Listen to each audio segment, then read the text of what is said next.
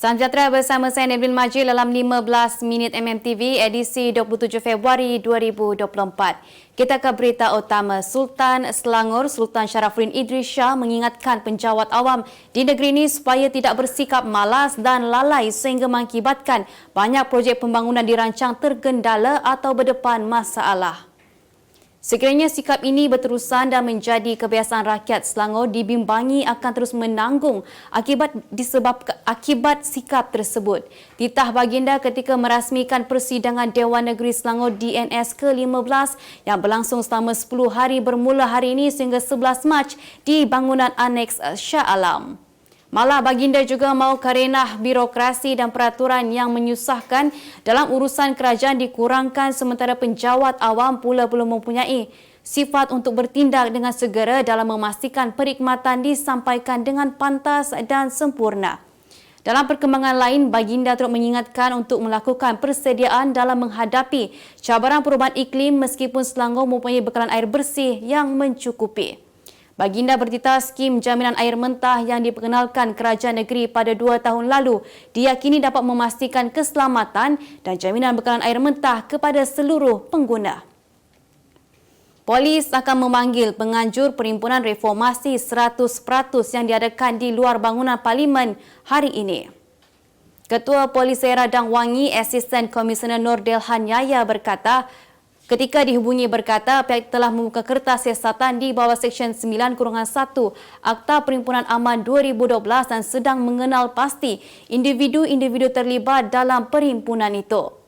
Dalam Perhimpunan Reformasi 100%, anjuran Gabungan Pilihan Raya Bersih dan Adil Bersih hari ini, pengurusannya Muhammad Faisal Abdul Aziz berucap bagi mendesak 3 tuntutan janji reformasi kepada pihak kerajaan. Antara tuntutan yang disuarakan adalah pelaksanaan agenda reformasi sepenuhnya khususnya dalam sistem pilihan raya dan institusi utama, menolak keputusan dilepas tanpa dibebaskan DNAA dan tindakan banteras yang lebih adil. Terdahulu dianggarkan kira-kira 60 peserta yang kebanyakannya memakai pakaian berwarna kuning dan hitam mula berkumpul seawal pukul 8 pagi dalam perhimpunan anjuran bersih. Kesemua peserta kemudiannya memulakan perarakan dari Plaza Tugu Negara menghalang ke bangunan Parlimen bagi menyerahkan memorandum dan menuntut 3 agenda reformasi kepada kerajaan. Jabatan Kemajuan Islam Malaysia JAKI menafikan menerima sebarang dokumen daripada Pertubuhan Nur Al-Mustafa Malaysia berhubung nasab Maula Muhammad Amin Al-Hassani. Kenyataan yang dikeluarkan JAKIM ini juga sekaligus menjelaskan dakwaan pertubuhan tersebut dalam satu sidang akhbar baru-baru ini berkenaan bukti yang telah diserahkan kepada JAKIM. Dalam satu sidang akhbar sebelum ini, pihak Pertubuhan Nur Al-Mustafa Malaysia mengakui telah menghantar dokumen dan bukti kepada pihak berkuasa termasuklah JAKIM berkaitan nasab Maula Amin yang mendakwa mempunyai jalur keturunan ke-38 daripada Nabi Muhammad. Maula yang juga warga negara Maghribi pernah datang ke negara ini 2 tahun lalu. Anjuran sebuah madrasah dan mendapat perhatian banyak pihak. Bekas pengarah Lembaga Penggalakan Pelancongan Malaysia, Tourism Malaysia untuk India, P. Manoharan dilantik sebagai Ketua Pengarah Tourism Malaysia yang baharu. Pelantikan itu dilaporkan menerusi perkongsian poster ucapan tahniah Tourism Malaysia dalam laman sosialnya malam tadi. Beliau sebelum ini pernah berkhidmat sebagai pengarah kerana promosi antarabangsa Asia dan Afrika di Tourism Malaysia. Difahamkan Manoharan juga telah berkhidmat selama 3 penggal berturut-turut sebagai pengarah Tourism Malaysia untuk India dan memainkan peranan penting dalam menubuhkan pejabat Pertubuhan Pelancongan Kebangsaan pertama di Mumbai pada tahun 2001. Pelantikan Manoharan dibuat selepas Menteri Pelancongan, Seni dan Budaya Datuk Seri Tiong King Sing menamatkan perkhidmatan Datuk Dr. Ahmad Abdul Ghaffar dengan alasan prestasinya yang tidak memuaskan. Utusan Malaysia dan Cosmo melancarkan satu lagi produk terbaru. Apa yang ada dalam Iklaneka? Ia adalah platform yang tepat dan efektif untuk mengiklan antaranya pelbagai jenis notis, cautan kosong, hartanah, tender, kenderaan, mencari wali atau waris dan pelbagai lagi. Apa yang anda cari? Semuanya ada di sini. 2 dalam 1. Layari iklaneka.utusan.com.my.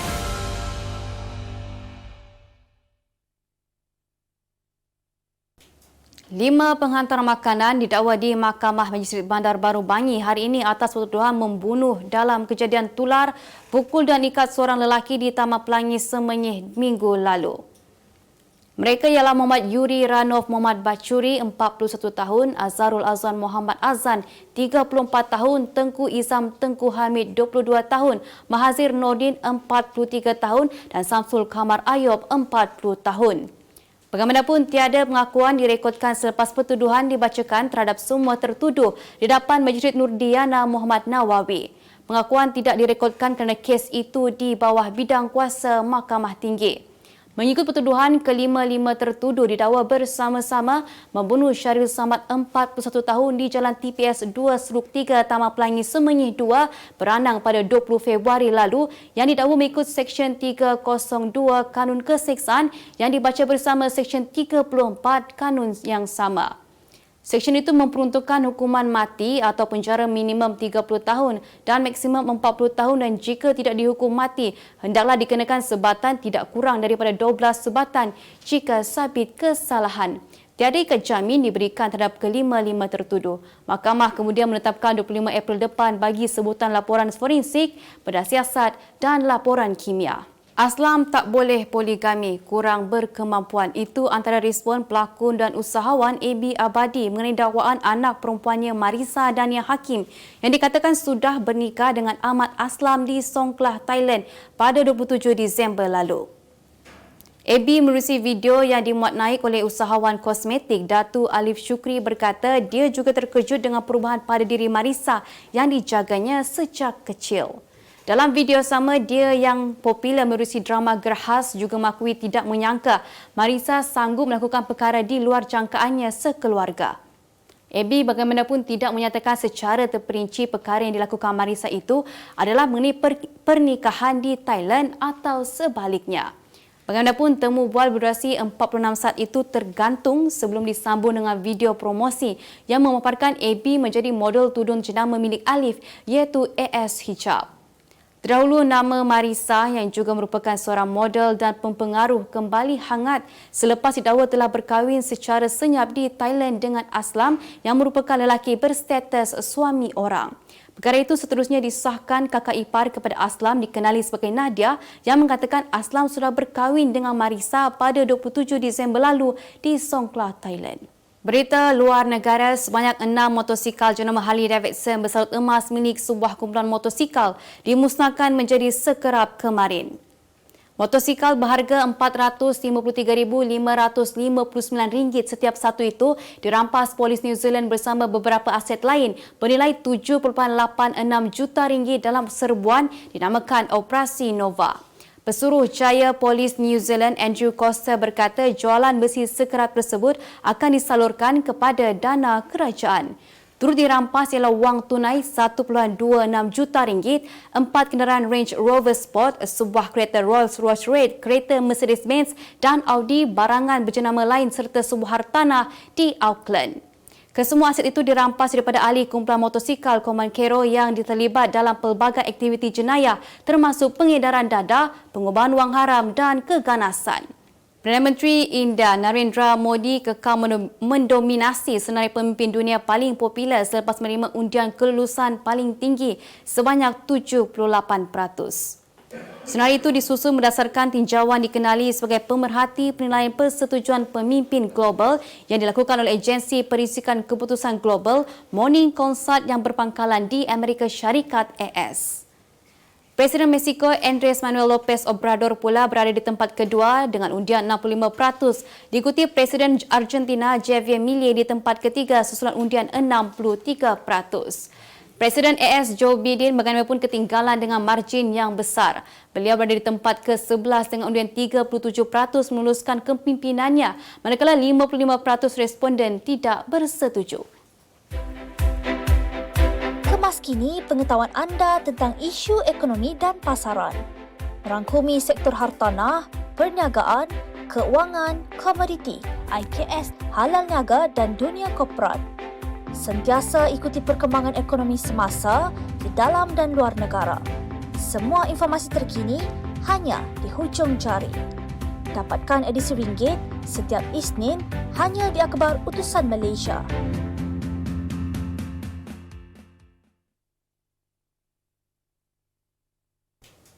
Beralih ke berita ekonomi, pelaksanaan gaji progresif dan pemberian bantuan bersasar adalah antara langkah jangka panjang kerajaan untuk menangani isu kos sara hidup rakyat. Menteri Perdagangan Dalam Negeri dan Kos Sara Hidup Datuk Armizan Mohamad Ali berkata, namun cabaran paling penting adalah kedudukan fiskal negara bagi membolehkan kerajaan melaksanakan pelbagai pendekatan intervensi dan mitigasi dalam menyelesaikan isu tersebut. Ujarnya jika kerajaan mempunyai ruang fiskal lebih besar, maka banyak bantuan akan disalurkan kepada rakyat. Beliau menjawab soalan tambahan Dr. Richard Rapu Aman Anak Begri GPS Betong berhubung perancangan langkah panjang kerajaan untuk menyelesaikan kos sara hidup di Dewan Rakyat hari ini. Dalam pada itu, Armizan berkata kebergantungan tinggi kepada import makanan adalah faktor peningkatan barangan keperluan harian sekaligus memberi kesan peningkatan kos sara hidup rakyat. Invest Selangor Berhad menyasarkan 25,000 peserta serantau bagi edisi keempat Selangor Aviation Show 2024 SAS 2024 yang akan diadakan dari 12 hingga 14 September 2024 dari 10 pagi hingga 6 petang di Pusat Penerbangan Wilayah Skypark RAC Subang. Menurut kenyataan SAS yang dihoskan oleh Kerajaan Negeri Selangor dan dianjurkan oleh Invest Selangor sebagai acara perangkaian untuk pemain industri aero angkasa dan penerbangan, terutamanya daripada segmen perniagaan dan penerbangan am. Invest Selangor berkata SAS direka dengan teliti untuk memenuhi keperluan komuniti penerbangan perniagaan, tidak seperti pameran berkaitan penerbangan lain seperti LIMA atau Singapore Air Show. Tambahnya, SAS sebelum ini telah mengumpulkan 109 syarikat asing dan tempatan sebagai peserta pameran, 49 pameran pesawat statik dan penyertaan dari negara seperti Amerika Syarikat, Denmark, Perancis dan Singapura.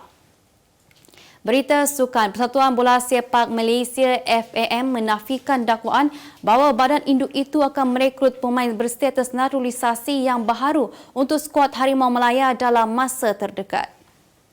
Presidennya Datuk Hamidin Mohamad Amin menegaskan spekulasi mengenai badan induk itu mahu mengambil pemain naturalisasi atau pemain kacukan hanya spekulasi yang dimainkan oleh sesetengah media atau blogger.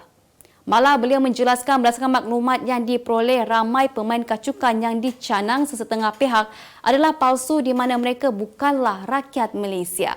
Ketika kempen Piala Asia 2023 di Qatar baru-baru ini, Malaysia dan Hong Kong menjadi pasukan terbanyak menggunakan pemain berstatus naturalisasi. Dua pasukan itu menyenaraikan 14 pemain naturalisasi pada kejohanan yang berlangsung di Qatar. Jumlah tersebut merangkumi pemain warisan atau berdarah campuran. Al-Hilal mencetak rekod bagi kemenangan berturut-turut dalam Liga Pro Saudi apabila mereka menang 2-0 ke atas Al-Ittifaq awal pagi tadi. Kelab gergasi Saudi itu kini unggul dengan 7 mata di tangga teratas carta Liga dengan mempunyai 59 mata daripada 21 perlawanan di depan kelab Al-Nassr yang diwakili pemain Portugal Cristiano Ronaldo. Pasukan kenalian George Jesus itu meraih 14 kemenangan berturut-turut dalam Liga, mengatasi rekod terdahulu dipegang Al-Nassr dengan 13 perlawanan dari November 2013 hingga Februari 2014. Skuad Al-Hilal menyumbat gol pendahuluan pada minit ke-40 menerusi satu tandukan menerusi sepakan sudut Sergej Milinkovic-Savic sebelum Salim Al-Dawsari menambah derita dengan meledak gol kedua. Keputusan 2-0 akhirnya kekal sehingga whistle penamat. Sebagai penutup 15 minit MMTV hari ini, saksikan laporan cuaca esok Rabu 28 Februari 2024. Jangan lupa dapatkan Akhbar Utusan Malaysia dan Kosmo untuk berita-berita terkini dan menyeluruh. Sekian sahaja daripada saya, Neville Majil. Salam sejahtera dan jumpa lagi.